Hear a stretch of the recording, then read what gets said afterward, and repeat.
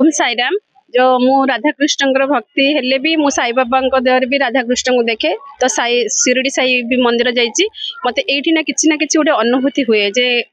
बाबांगर किसी अलौकिक ये अच्छी तो मुझे 4-5 वर्ष है साई मंदिर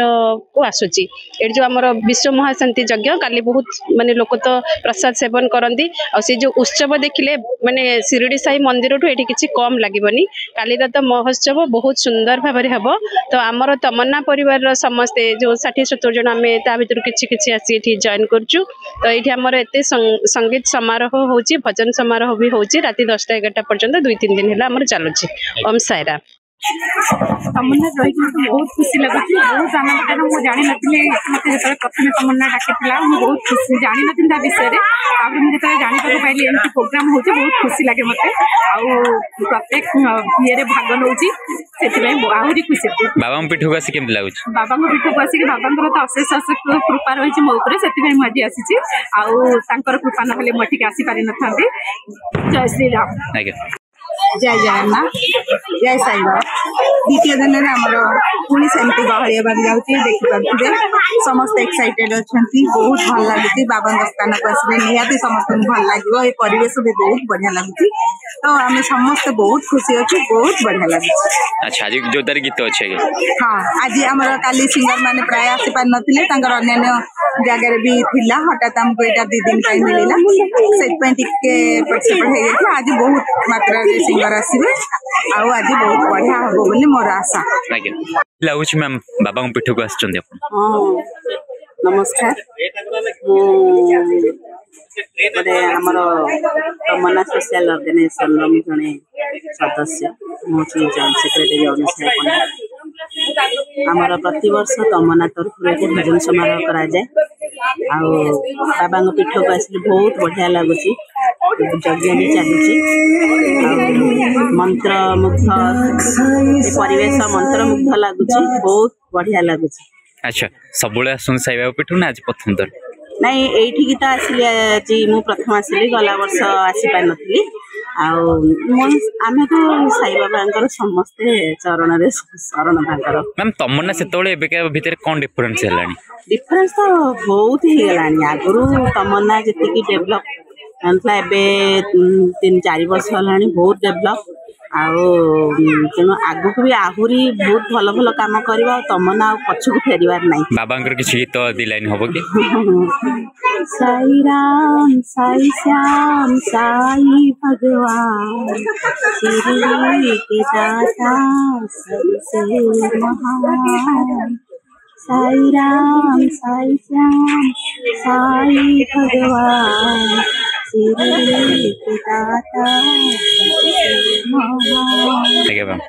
थैंक यू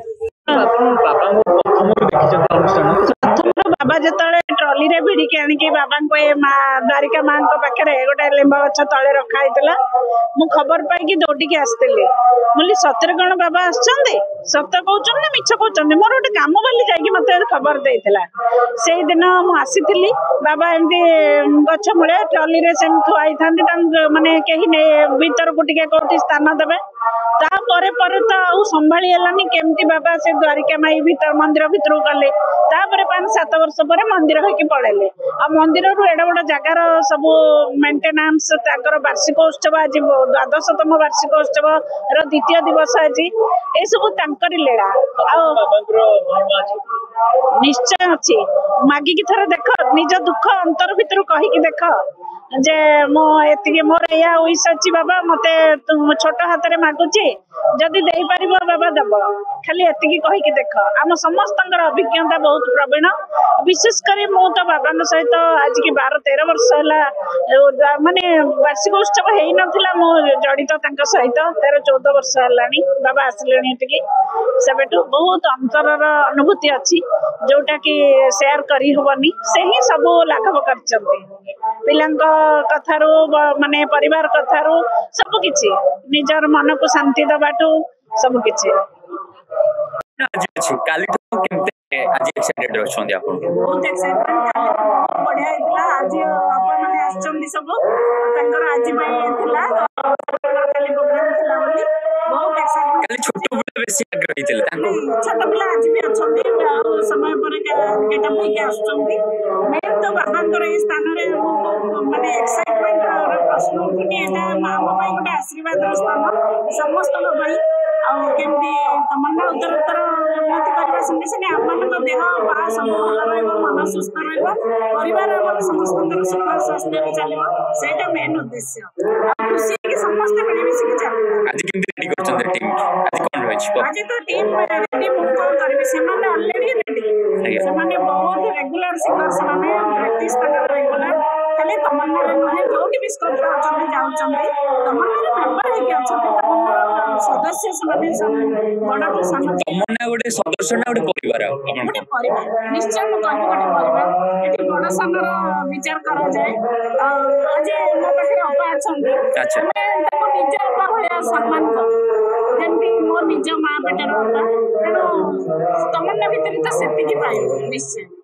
ଆଚ୍ଛା ଆଜି ଛୋଟ ପିଲା ପରଫର୍ମାନ୍ସ ଅଛି ଅଛି 3ଟା 4ଟା ଡ୍ୟାନ୍ସ ଅଛି ସବୁ ଲାଗୁଛି ସାଇବାବା ପୀଠକୁ ଆସିଛନ୍ତି ଆଜି ଆଜି କଣ ଗୀତ ରହିଛି କୃଷ୍ଣଙ୍କ ଭଜନ ଅଛି ଆଜ୍ଞା ଏଇଟା ଅଛି ସାଇନାଥ ହଜାର ଆଗରୁ ଆସିଛନ୍ତି ନା ପ୍ରଥମ ଥର ସାଇବାବା ତମନ୍ନାରେ କେତେ ବର୍ଷ ହେଲାଣି ଆଚ୍ଛା କେମିତି ରହିଛି ତମନ୍ନା ଜର୍ଣ୍ଣି ମାନେ ତମନ୍ନା ସବୁ କିଛି ଇଏରେ ରହୁଛି ସବୁଥିରେ ଭଲ ରହୁଛି ଗୀତ ମିଳିଲାଣି ଆଉ ଡିବେଟ୍ ହେଉଛି ଡ୍ୟାନ୍ସ ହେଉଛି ଫିଜିକାଲି ଆମେ ସମସ୍ତେ ଆମେ ଆଜ୍ଞା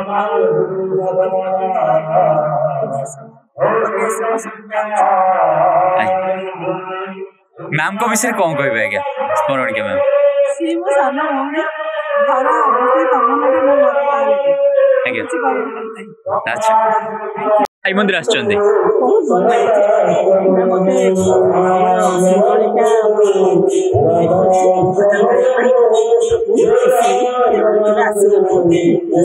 ଆଚ୍ଛା ତମନ୍ନାରେ ରହିଛନ୍ତି କେତେ ବର୍ଷ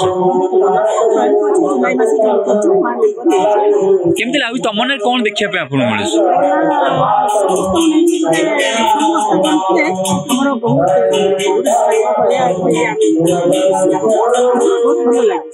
ଆଜ୍ଞା ଆଜି ଗୀତ ରହିଛି ଆଜ୍ଞା ଆଚ୍ଛା କେମିତି ଲାଗୁଛି ମ୍ୟାମ ଭଲ ଲାଗୁଛି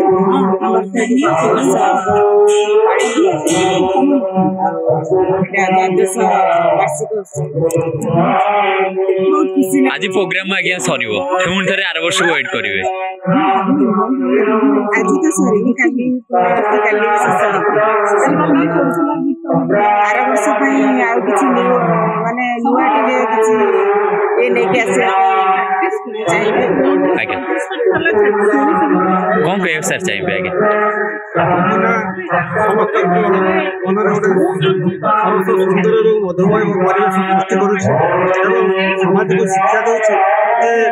ଆମେ ବଞ୍ଚିବା ଏବଂ ଆମେ ବଢ଼ିବା ଆମେ କାହା ସହିତ ହିଂସା କରିବା ନାହିଁ ଆମେ ସମସ୍ତଙ୍କୁ ଖୁସିରେ ରଖିବା ଏବଂ ଖୁସିରେ ରହିବା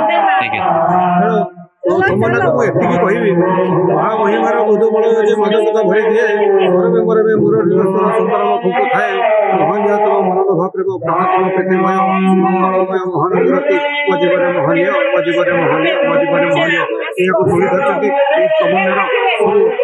ଗ୍ରୁପ ଏବଂ ସେମାନଙ୍କର ଉତ୍ତରୋତ୍ତର ଉନ୍ନତି ହେଉ ଏଇ ମୋର ଆଶା ବହୁତ ଭଲ ଲାଗୁଛି ଗୋଟେ ଧାର୍ମିକ ଅନୁଷ୍ଠାନ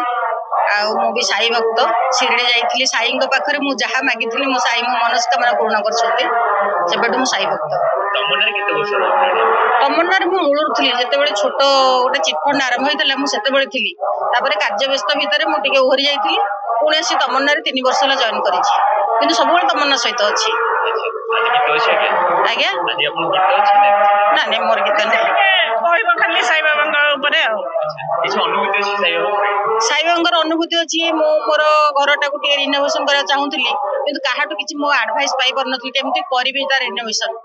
ଭାବିକି ମୁଁ ସାଇଙ୍କ ଶିରିଡ଼ି ସାଇ ଯାଇଥିଲି ସେଇଠି ସାଇଙ୍କର ଗୋଟେ ମୋଟା ମାଳ ମତେ ଜଣେ ଦେଲାଣି ସେଟା ଭାବୁଥିଲେ ମାନେ ବାବା ମତେ କେମିତି ରାସ୍ତା ଦେଖାଅ ମୋ ଘରଟାକୁ କେମିତି ମୁଁ ବାଗେଇକି କରିବି ଟିକେ ଏକ୍ସଟେନସନ କରି ରିନୋଭେସନ କରିବି କିଛି ଜାଣିପାରୁନି ତାପରେ ଆସିଲା ପରେ ସବୁ କାମ ପରଫେକ୍ଟ ହେଲା ପ୍ରାୟ